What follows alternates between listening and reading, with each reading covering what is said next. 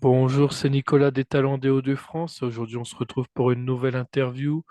Donc aujourd'hui, on est en compagnie du groupe Whatever, donc notamment un Bonjour, groupe enchanté. de reprises des Ouais, alors chansons pas le groupe au d'Oasis. complet, hein. Mhm. Pas le groupe au complet, il y a que moi, je suis chanteur du coup du groupe.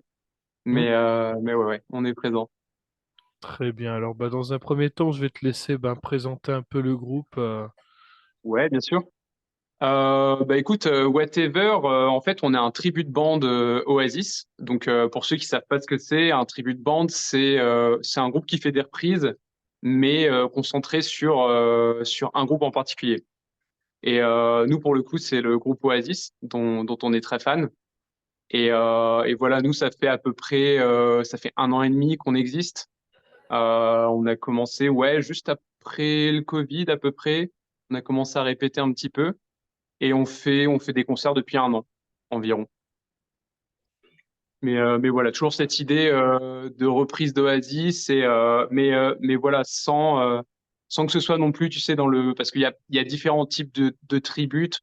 On va dire, tu as un peu les tributes qui vont copier, même calquer ce que vont faire les artistes dont ils font des reprises. Nous, c'est un peu vraiment l'idée de reprendre des chansons sans non plus qu'on soit un copier-coller ou un pastiche d'Oasis, quoi. D'accord, très bien.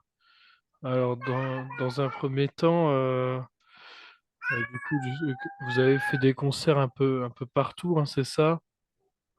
Alors, pas un peu partout. Au début, en fait, on s'est surtout concentré sur la région de Lille parce qu'on vient tous de Lille. On vient tous de la région et on a fait un petit peu le truc, je pense, que font tous les groupes de la région quand ils commencent. C'est on a commencé par faire des petits bars un peu connus que tu connais sûrement dans Lille, que tout le monde fait un peu au début.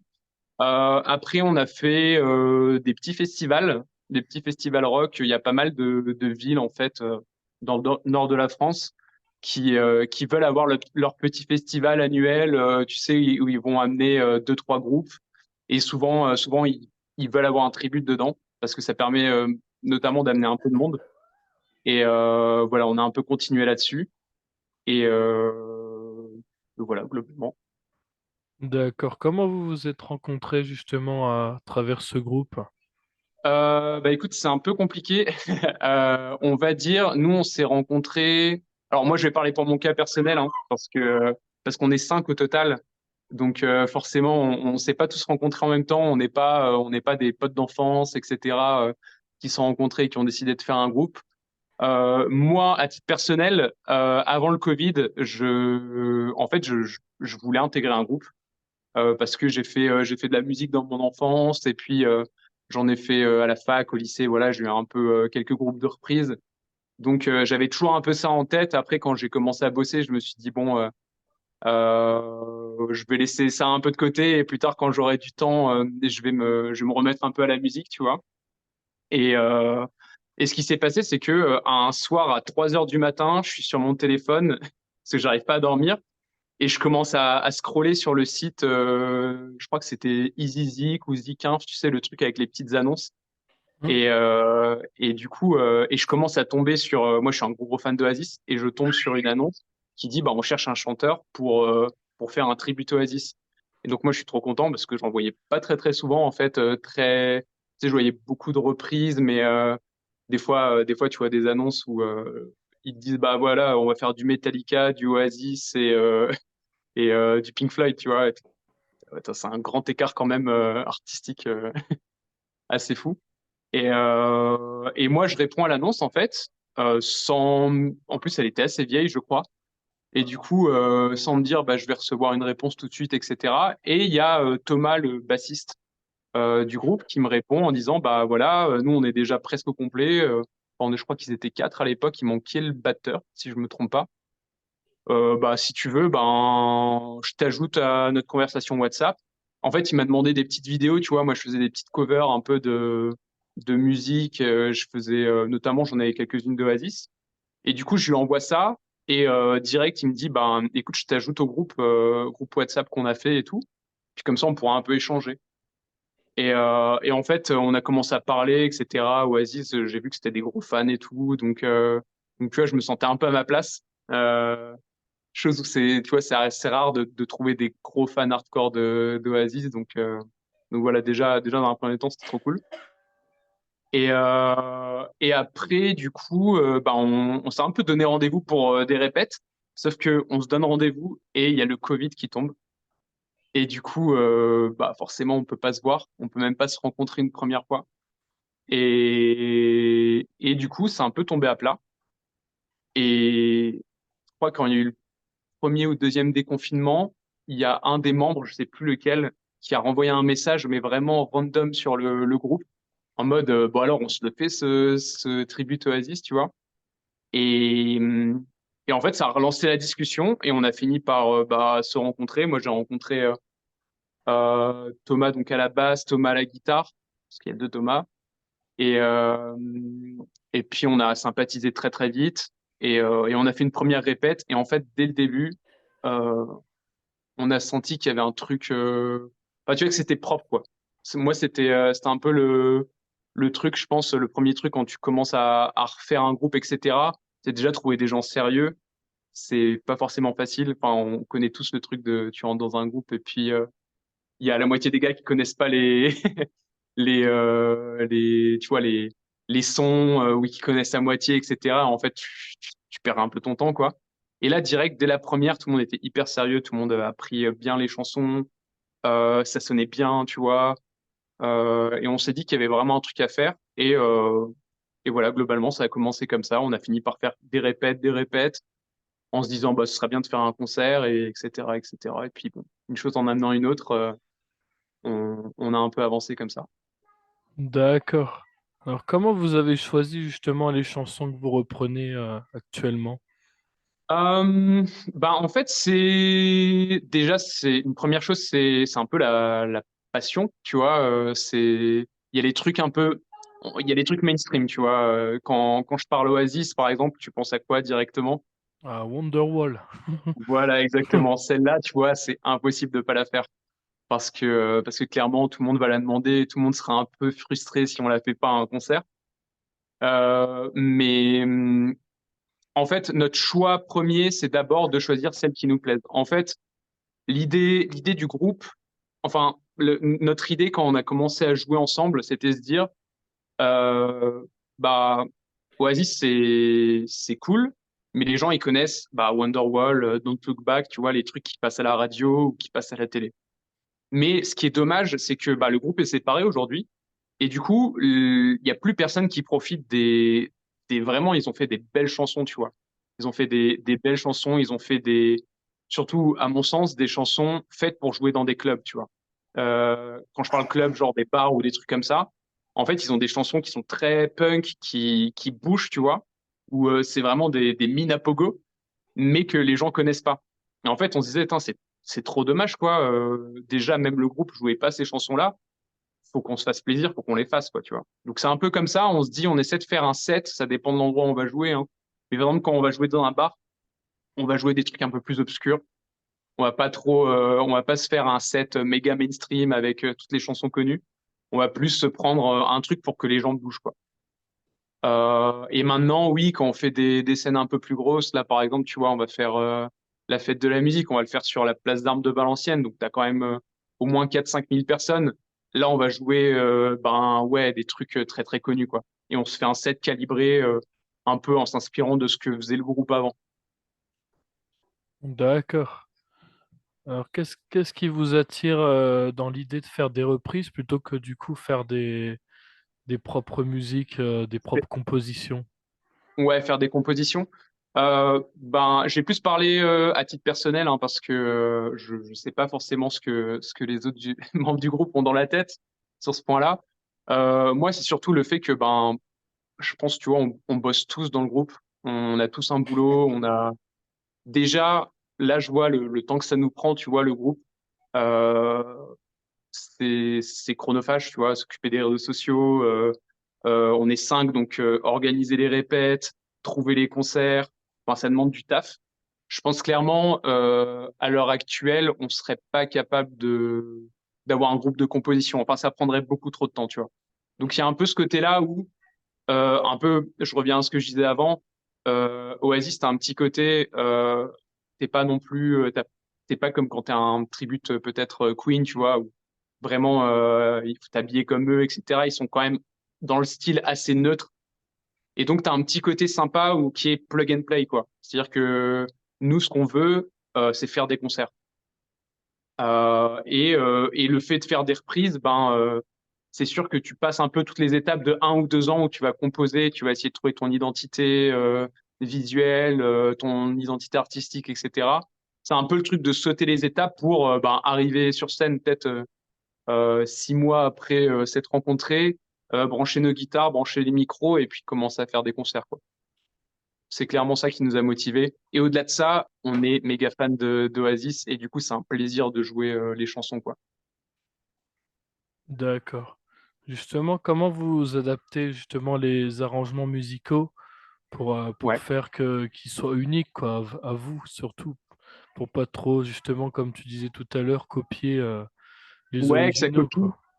Bah, déjà sur scène, tu vois, t'as un truc, c'est que on a un peu notre propre identité et quand on va travailler notre set, on va pas forcément calquer ce que faisait Oasis parce que déjà, entre un tribute, à mon sens, hein, entre un tribute et le vrai groupe, tu peux pas avoir la même attitude. Clairement, le vrai groupe, je veux dire, le chanteur, il vient sur scène, il a qu'à écarter les bras, tout le monde est, tu vois, est en folie dans le public, etc. Donc, c'est un peu biaisé. Nous, même si on joue des chansons qui sont connues, il faut aller chercher le public et il faut, comment dire, il faut qu'on adapte le set pour un peu aller chercher le public et s'organiser autrement. On peut pas commencer, tu vois, même dans le choix de notre setlist, on peut pas forcément commencer et se faire plaisir en se disant, vas-y, on va jouer Wonderwall en dernier. Les gens, ils vont attendre que ça. Non, on n'est pas Oasis, donc les gens, ils vont pas forcément attendre, tu vois, quand c'est comme ça. Autant comme si c'était le vrai groupe, quoi. Donc déjà, tu as ça. Et après, en fait, on, même nos musiques, dans le choix de nos musiques, on joue des musiques, par exemple, qu'Oasis n'a jamais joué, tu vois. Même, il y a des trucs où ils vont jouer des trucs très live, où ils vont un peu calquer la musique studio. Nous, on va, par exemple, dans un bar, plus accélérer le rythme, faire un truc un peu plus rapide pour que voilà, il y ait un peu plus de dynamisme, on va dire. Pareil, on va utiliser beaucoup sur des chansons voilà, où il y a d'autres instruments, des violons, des choses comme ça. Nous, on fait un travail en amont avec beaucoup de samples. On le fait pas sur toutes les chansons, certes, mais quand on fait des plus grosses scènes, pour avoir un truc qualitatif, on va travailler du sample, on va bosser un peu en studio, entre guillemets, ou plus en home studio, pour que donner le meilleur show possible, quoi. D'accord. Et quel est le processus justement de répétition et de préparation pour, notamment si vous voulez injecter une nouvelle reprise dans le set? Déjà, on essaye de se mettre d'accord tous ensemble, ce qui est pas forcément facile parce que quand tu as 5 fans de la même chose, au moment de choisir le set, c'est vraiment la bagarre. Bon, c'est une bagarre amicale, hein, mais, euh, mais c'est la bagarre parce que tout le monde veut un peu sa chanson favorite dans le set, etc. Donc, tu vois, c'est des échanges de 200 messages sur WhatsApp pour choisir une chanson, des votes, tu vois, c'est un peu dans cet ordre-là. Après, ce qui est de répéter, à une époque, on faisait vraiment genre une répète par semaine parce qu'il fallait qu'on prenne un peu le truc. Tu vois, c'était des répètes de 2 heures où on répétait vraiment les morceaux parce qu'il fallait les connaître sur le bout des doigts, etc. Maintenant, on est plus dans une optique où on fait des répètes moins souvent, mais on fait des grosses répètes. On fait des grosses répètes où limite on va rester une demi-journée ensemble. Bah déjà pour parler, faire un point sur toutes les choses qui avancent, la gestion des concerts, la gestion administrative de voilà de notre asso, ce genre de choses. Et aussi, ça nous permet de travailler des sets complets où on va travailler les enchaînements, on va travailler en fait le show quoi. On essaie de travailler le show dans son entièreté. Et du coup, bah oui, c'est un peu moins souvent. mais on se fait plaisir, on se loue une salle, des fois une scène, et puis on bosse, et puis on se filme, et puis on répète pour avoir un truc super qualité, quoi. D'accord. Et quelle a été la plus grande difficulté que vous avez rencontrée, notamment en créant des reprises? Euh, Bah, en vrai, c'est pas forcément le côté musical parce qu'on a la chance d'avoir tous les membres du groupe qui sont vraiment, enfin, moi, tu vois, là, je suis vraiment que chanteur, donc bah, je joue un peu de guitare de mon côté, hein, mais je trouve qu'ils sont hyper pros tous. Ils sont vraiment très forts dans leur instrument. On a la chance aussi d'avoir le Thomas qui joue de la guitare, qui est très très fort sur toute la partie MAO, etc., studio, et qui voilà, nous fait des samples de vraiment de très très bonne qualité. Moi, je pense que c'est plus le côté, c'est pas le côté humain, mais on va dire c'est le côté, on est cinq et au niveau du planning, c'est super galère tu vois, pour toujours s'accorder et que tout le monde soit dispo. C'est surtout cet aspect-là. Après, vraiment sur le côté musique, il n'y a pas de difficulté particulière. Euh, Parce que voilà, à force de travail, ça, on arrive toujours, on est tous assez motivés pour travailler suffisamment pour obtenir un résultat qui soit bon, quoi.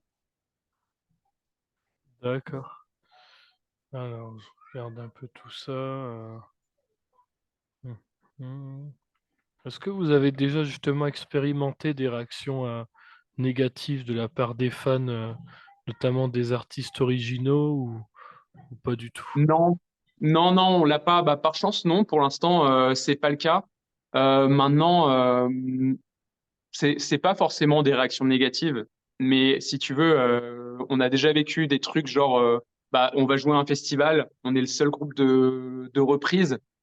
Et tu vois, ben, dans le festival, ceux qui jouent leur compo originale, bah, les gens connaissent pas, donc t'as pas la même ambiance, tu vois. Et nous, c'est vrai que c'est un peu, je pense que ça peut être un peu frustrant pour les groupes avec lesquels on va jouer en festival, c'est que ben, eux, ils ont peut-être passé des heures à composer, à travailler un peu leur musique. Et nous, on arrive, tu sais, on claque Wonderwall et tout le public chante avec nous. Tu vois, il y a une super ambiance. Et je comprends que ça puisse créer de la frustration, ça. Maintenant, je pense qu'on a la chance d'être tous assez sympas dans le groupe et tout. Et du coup, on s'entend toujours très bien avec les groupes avec lesquels on va jouer. Donc, on va dire cet aspect-là, non, on l'a jamais ressenti. Voilà, on a peut-être eu aller, tu vois, un commentaire sur Facebook de quelqu'un qui disait, ah ouais, est-ce que vous faites des reprises, comment ça se fait? Mais tu vois, on sentait que c'était déjà un groupe qui aimait, c'était un mec qui aimait pas le groupe en lui-même, tu vois. Donc, je pense qu'il c'était plus en mode, bah, Oasis c'est mort, laissez-le mourir, quoi, tu vois. Arrêtez de reprendre des chansons d'eux, quoi. D'accord.